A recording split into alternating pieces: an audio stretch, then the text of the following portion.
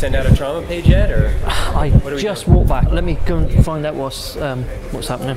Working within this environment as opposed to working back in the NHS, the differences are huge. Back in the UK, you're treating timelines, you're treating targets, you're worrying about what happens to the patient after they leave the hospital and the constraints that you have with that.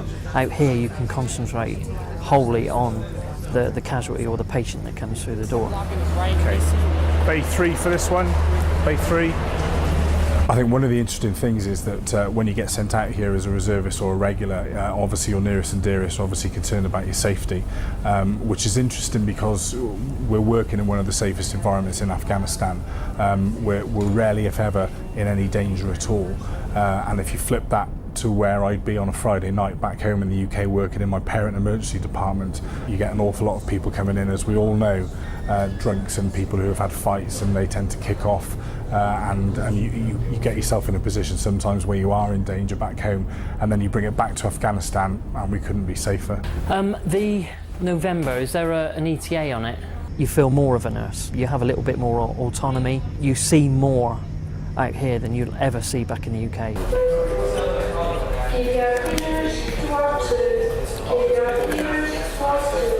Went out to get an ETA and come back with a different casualty. We got another Cat B coming in as well. It's non-stop. It's non-stop. But hey, it's what we do.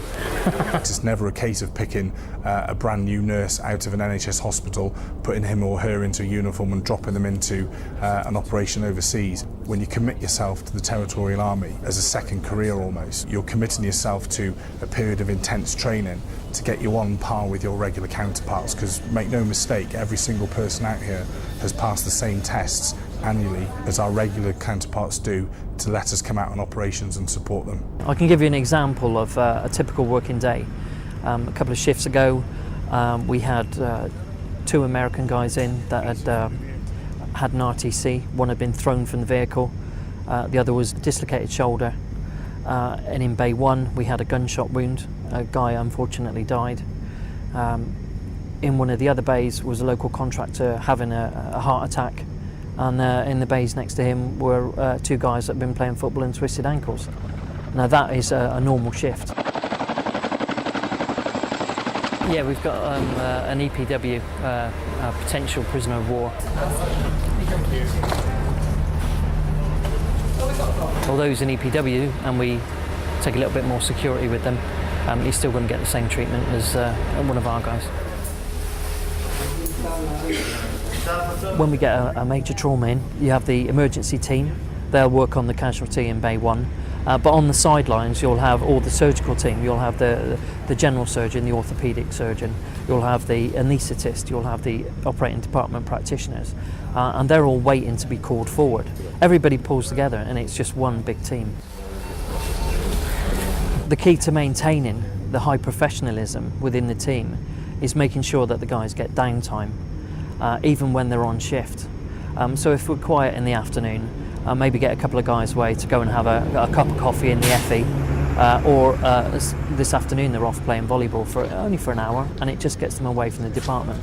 There was an instance a couple of days ago when the unit had its the UK Med Group photograph, which was all of the hospital. Dino, who I think probably raided a joke shop before he came out here, turned up on parade, all prim and proper as you'd expect. And as we were getting ready to line up, he appeared with a set of glasses that were thicker than the bottom end of Coke bottles, and it's that type of thing. Had everyone in stitches and just brought a bit of levity to the situation, and just shows the duality of some of the people that we work with. Stuff that I've learned in the last 5-6 years being in the Territorial Army, and this being my 5th operational tour in that time, is the amount of leadership, the amount of clinical skills, the way that you have to cope with things, overcome, adapt and overcome and move on. It's stuff that you just couldn't be taught elsewhere outside of the Territorial Army on operations. The selfless commitment demonstrated by every member of the hospital med group is immeasurable. You think nothing of getting called out of your bed at 2 o'clock in the morning after a 12-hour really busy shift to come in and help the guys that are on their shifts already. Because at the end of the day, the only important thing is the casualty. You'll come back off an operational tour and you'll notice things on the television about Afghanistan or the British Army, and you'll stop and you remember some of the good times, some of the bad times you've had together, but more importantly the camaraderie that has gelled you together during your time away and has made you work as a team.